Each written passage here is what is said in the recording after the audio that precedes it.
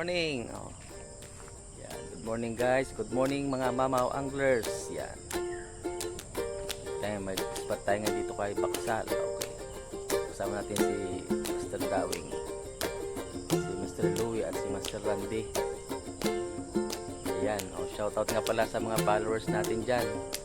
Kay Sir Ron, tsaka kay Sir Mark Estrada ng Lingayen Anglers.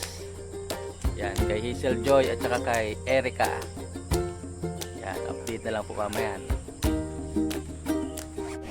Yan, laki ng alon ngayon, no?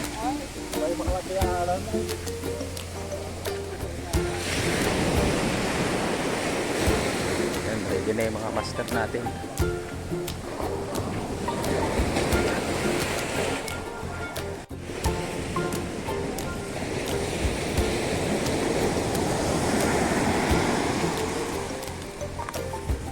Ng alon.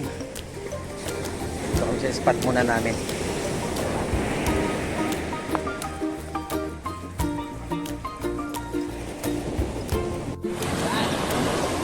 First strike, first strike. Lock. Okay.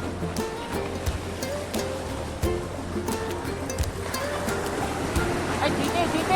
Ay, GT? GT5?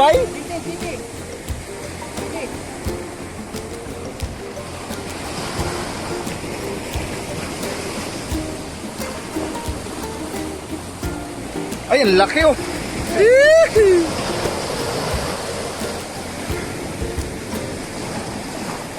baba mo niya, pwede pa sabayan. Baba mo sa buntot. Baba mo yung cellphone ko pa eh. Pwede pa sabayan. Sinubo niya eh. Sinubo niya. Sinubo. Buntot pa eh, buntot. Yes! Power!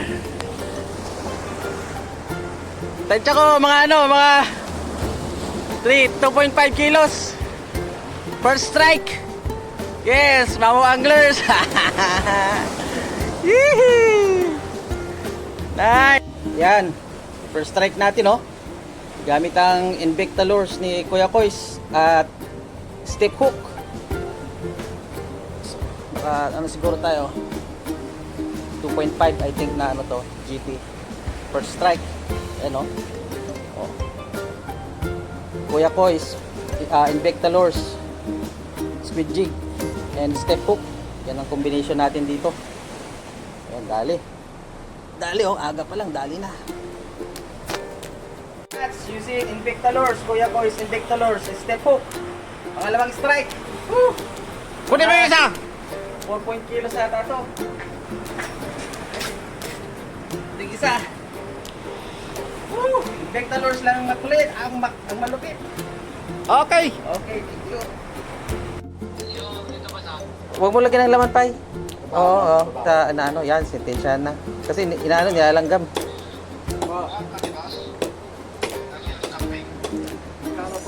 Sentensya na. Yun. Magkano po sa kilo?